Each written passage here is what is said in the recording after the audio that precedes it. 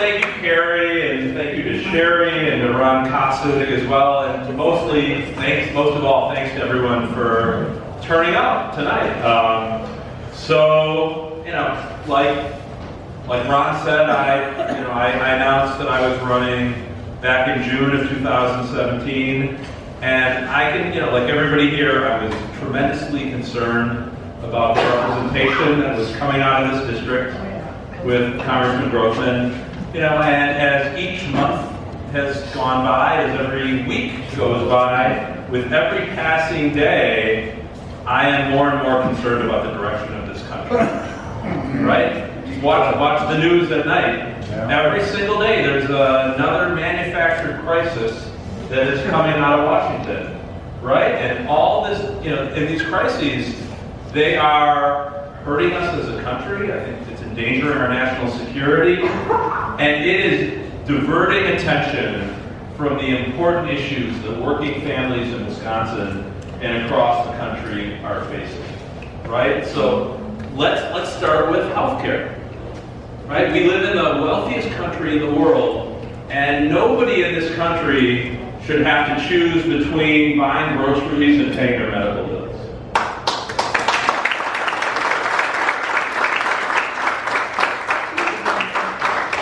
And every single American should be able to get health care that is quality and affordable.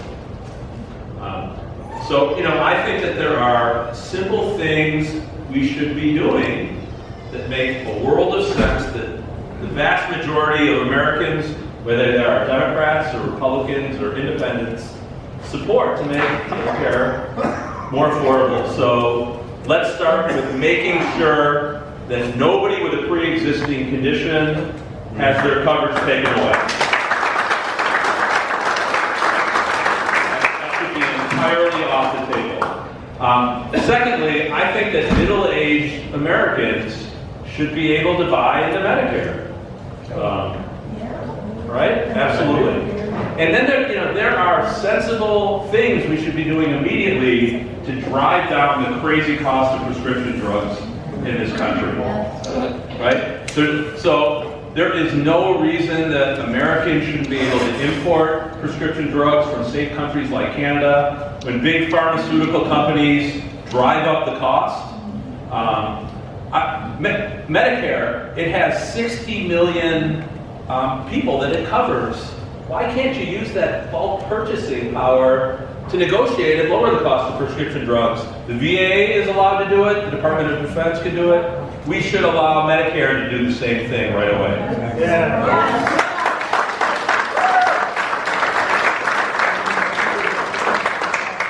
And you know what? What should totally be off the table are any attempts to undercut Social Security and Medicare so we can put the bill for a tax cut that benefits the most wealthy Americans in this country.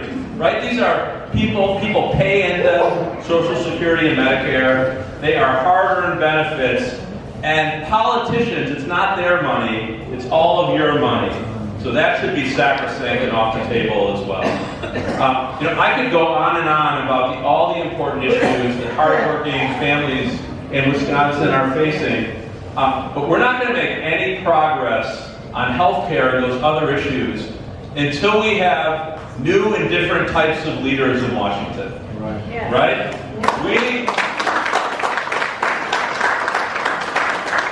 We need new elected officials who aren't anyone's rubber stamps, right? We can't have elected officials who are in the pockets of special interests, right?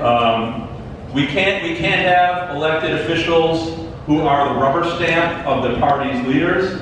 And what we really can't have are elected officials like Glenn Grothman who make it a habit of not working across the aisle, right?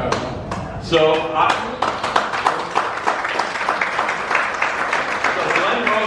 he is far and away the most partisan member in the Wisconsin Congressional delegation. He's one of the most partisan members in all of Washington on either side.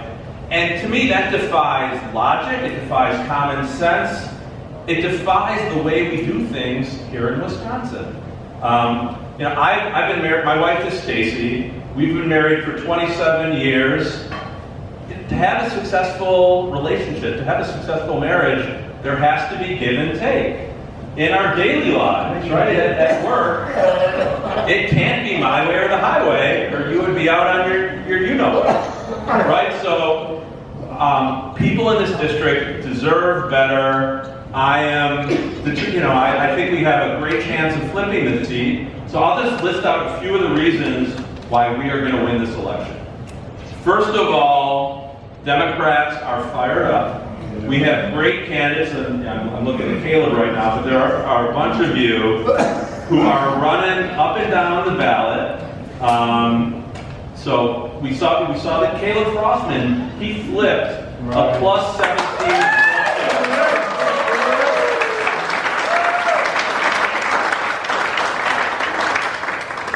Rebecca Dallett in the special election, she carried Manitowoc County. Wow.